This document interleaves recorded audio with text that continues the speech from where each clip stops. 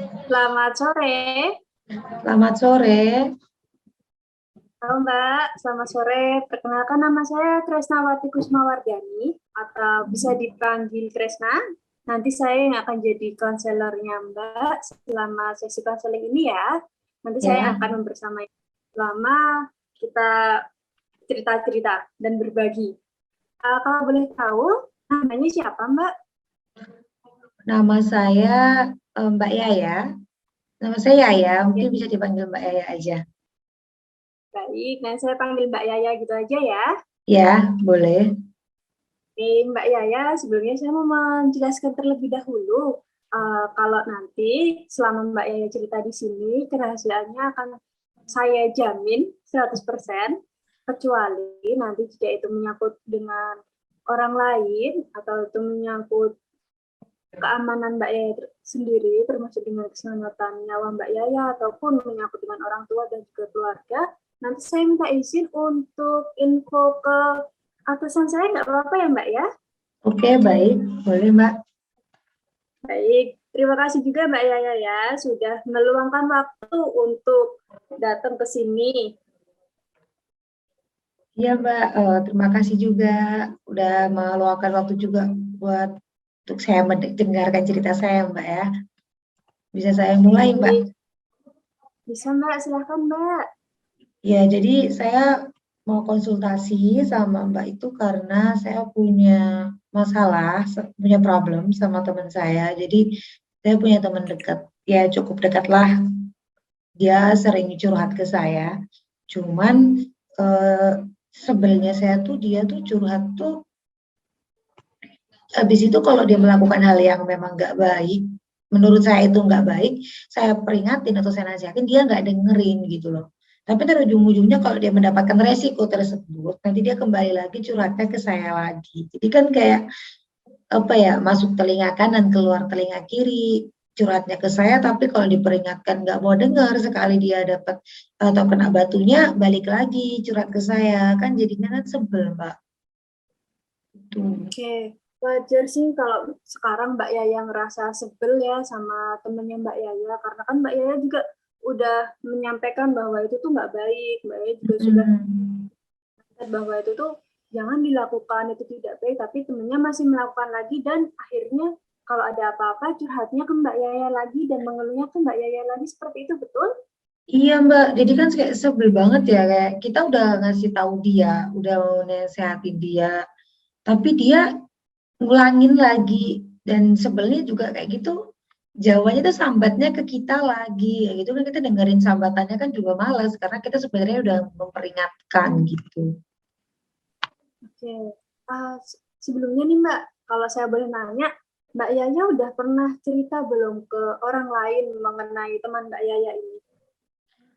Belum sih, Mengenai kayak unek-unek. ya belum sih, kayak ya saya simpen aja, karena saya rasa kayak kurang cocok nemuin temen yang bisa buat saya curhat juga. Makanya saya datang ke profesional, ke konselor karena eh, saya ngerasa kayak saya sumpek aja dicurhatin sama dia, tapi dianya kayak gitu. Apalagi dia kayak misalkan dia pernah ya punya masalah, dia tuh bantu temennya yang lagi kabur. Dia bantu temennya yang lagi kabur tuh juga saya udah bilang jangan ikut-ikutan kayak gitu loh. Takutnya nanti kamu kena batunya gitu. Tapi dia tetap aja kena apa, dia tetap aja tetap bantu. Akhirnya dia disalahin sama keluarganya, ujung-ujungnya tetap sambat lagi ke saya gitu. Ya, cerita ngeluh lagi ke saya, padahal saya dari awal udah bilang kayak udah diemin aja, atau kalau emang dia emang ingin kabur atau bagaimana kamu tampung, tapi udah jangan diturutin apapun. Tapi dia tetap kayak malah kayak dukung temennya itu, jadi dia kena marah sama keluarganya itu karena ikut bantu gitu. Oke, bahkan dampaknya untuk teman Mbak Yaya pun sudah sebesar itu ya Mbak ya, sampai temannya kabur, terus dibantuin, dan juga akhirnya keluarga dari temannya teman Mbak Yaya itu datang ya. Jadi kayak tahu kan tempat kaburnya di teman saya, terus padahal udah tak bilangin kayak ya udah kamu kalau emang temennya ada yang kabur ke rumahmu udah gitu diem aja, masa kayak jadi udah nampung nampung aja, tapi dia kan kayak akhirnya ikut pergi-pergi, maksudnya kayak jadi kayak dengan pakai bahasa healing lah apalah, tapi kan Mm-mm. dia kena sama keluarganya. Oke.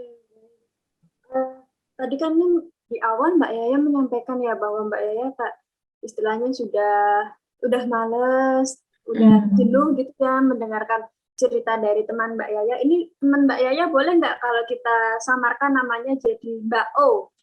Iya, boleh nggak apa-apa. Oh gitu aja ya, biar Iya, lebih mudah ya. iya.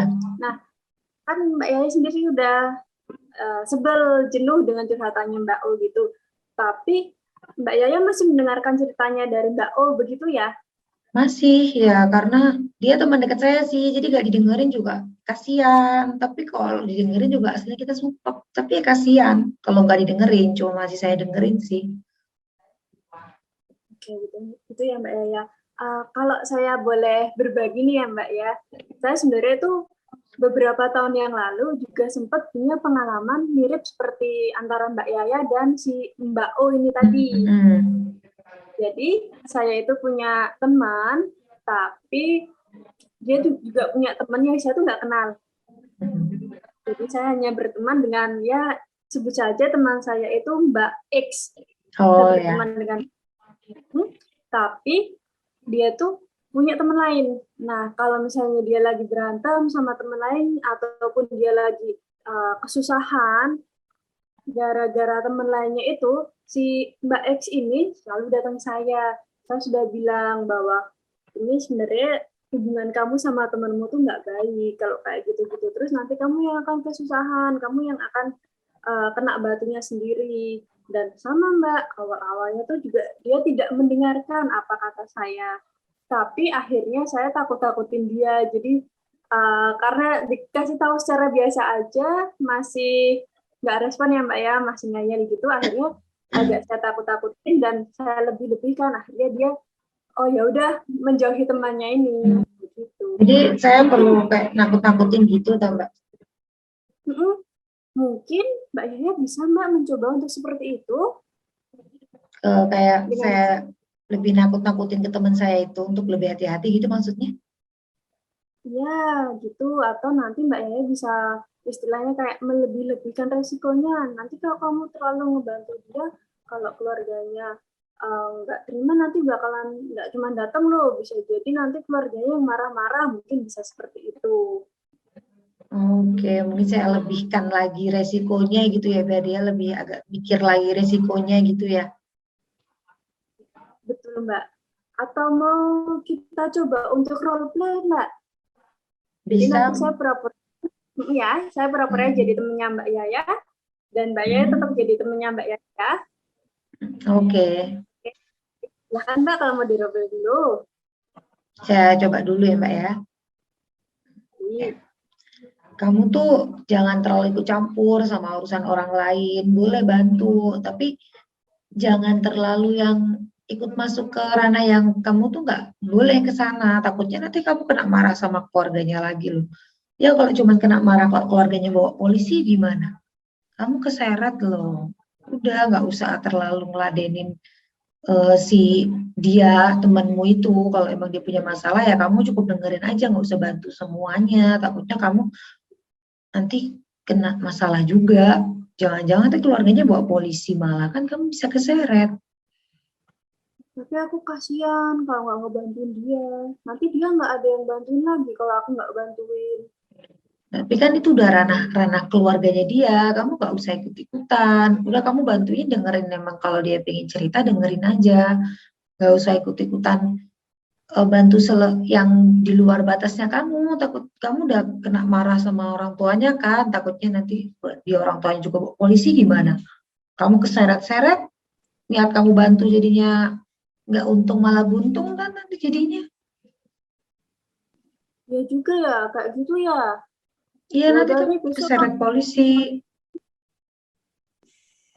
ya udah deh nanti kalau misalnya kayak gitu tak coba kalau misalnya si temanku itu mau kabur-kabur lagi terus ngajakin aku tak tolak deh. Aku takut juga sih kalau misalnya sampai harus diseret-seret sama polisi gitu. Iya loh, ini nggak usah ikut-ikutan.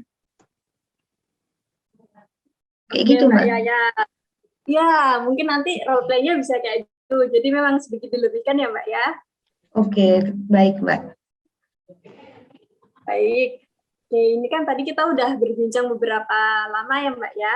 Kalau saya boleh ambil kesimpulan Mbak, summary dari obrolan kita tadi. Jadi Mbak Yaya kan dengan teman Mbak Yaya ini, si Mbak O, itu berteman sudah cukup lama ya Mbak ya? Lumayan lah Mbak, ya. Oke, sudah cukup lama. Kemudian Mbak O ini punya teman yang temennya juga bermasalah, dan kalau misalnya bermasalah, Mbak O-nya ini bingung harus lari kemana, selalu larinya ke Mbak Yaya, betul? Iya, betul. Selalu lari ke Mbak Yaya dan juga selalu mencari solusinya ke Mbak Yaya. Sedangkan Mbak Yaya sudah menyampaikan, sudah memberikan nasihat, tetapi teman Mbak Yaya, Mbak O ini tetap tidak mendengarkan nasihat dari Mbak Yaya, begitu ya? Iya, betul. Oke, baik. Kalau begitu tadi, mungkin saran yang dari saya bisa dicoba, Mbak. Saya lebih Sama kalau nakut-nakutin saya, nih. ya betul. Mungkin saran saya yang tadi dicoba dulu, jadi biar dilebih-lebihkan begitu. Dan kalau boleh tahu nih, Mbak, selama sesi konseling yang tadi, ada nggak, Mbak, sesi yang menurut Mbak Yaya itu paling menarik, itu pas bagian apa, Mbak? Pemberian saran sih, Mbak. Jadi Pemberian saya saran jadi ya, Mbak? lebih tahu apa yang harus saya lakukan nih. Oke, baik kalau begitu Mbak Yaya.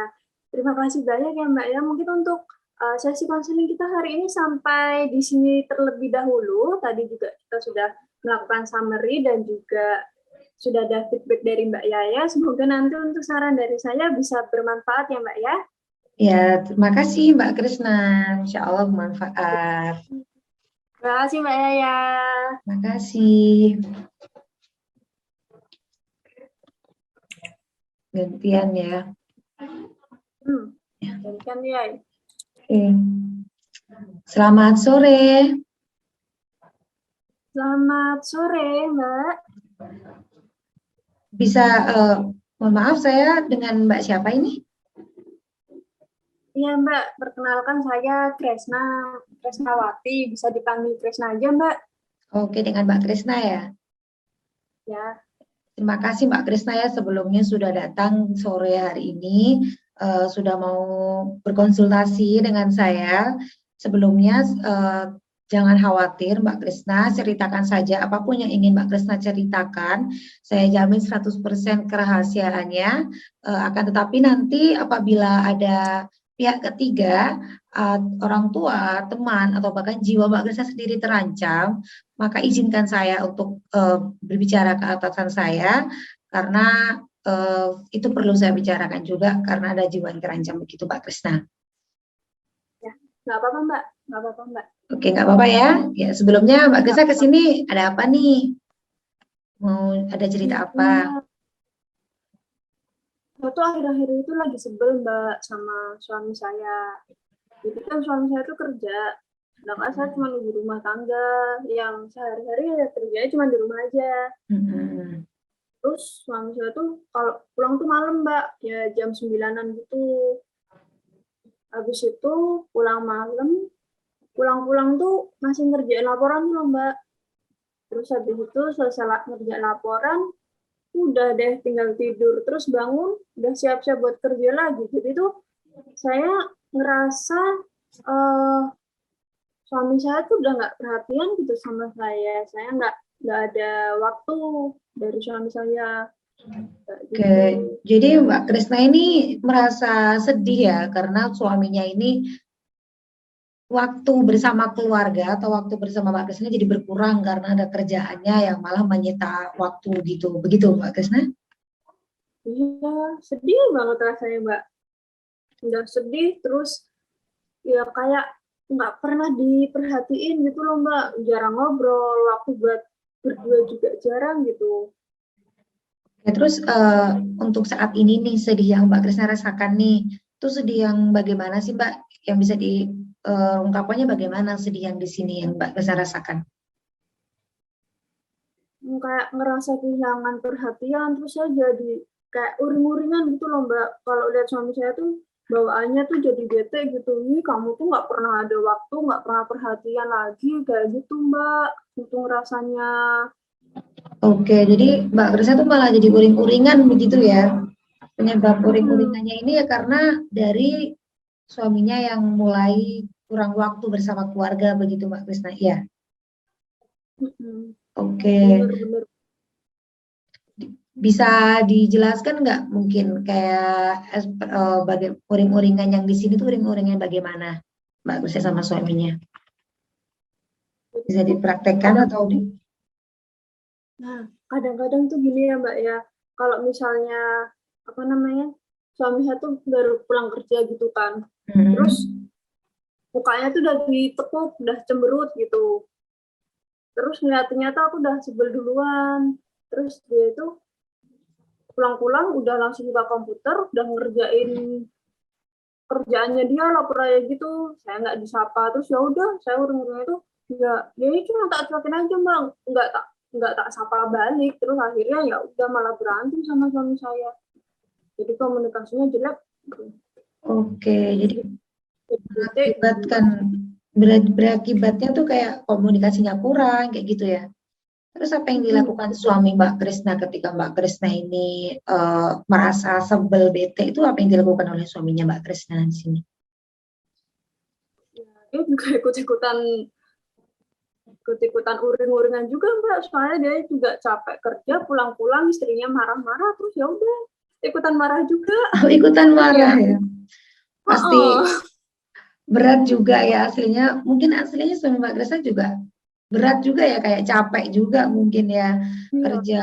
Cuman ya sebagai perempuan lah Mbak ya pasti Mbak Krisna juga pingin lah bahasanya pingin ada waktu bersama. Kalau di waktu weekend gitu suaminya juga ada waktu nggak Mbak Krisna? Nah, kebetulan suamiku tuh liburnya pas weekdays mbak, itu juga cuma 1 hari, dan itu malah dia masuk terus Ya. gitu. Oh jadi dia nggak ada waktu libur sama sekali juga Mbak? Cuman pas weekday mbak, 1 hari di hari Kamis doang liburnya. Hmm. Terus pada saat hari libur itu juga nggak ada waktu sama Mbak Krisna juga? Dan masih ngerjain laporan dikit-dikit sih mbak, kalau enggak emang game. Jadi dia Oke. udah kayak cari waktunya sendiri gitu loh. Nah itu yang bikin saya ngerasa kok kayak dicuekin gini banget sih gitu. Oke, saya tahu perasaannya sebagai sama wanita gitu ya. Pasti inginlah rasanya punya waktu berbagi kasih sayang ke orang tercinta kita. Tapi kok waktu ada ketika ada waktu di rumah malah suaminya juga tetap ngerjain kerjaan kantor gitu. Pasti nggak enak Mbak ya. Pasti emang sebel ya. Oke, kalau saya boleh saran nih, mungkin Mbak Krisna bisa komunikasikan dengan suaminya mungkin kayak pillow talk, maksudnya sebelum tidur gitu kayak coba bicarakan baik-baik, kayak enaknya bagaimana solusinya, bagaimana dipecahkan bareng-bareng gitu biar nggak ada diem-dieman, biar komunikasi tetap lancar gitu. Udah pernah dikomunikasikan Mbak Krisna? Belum sih mbak, saya belum pernah ngajakin ngobrol kayak gitu sih ke suami saya mbak.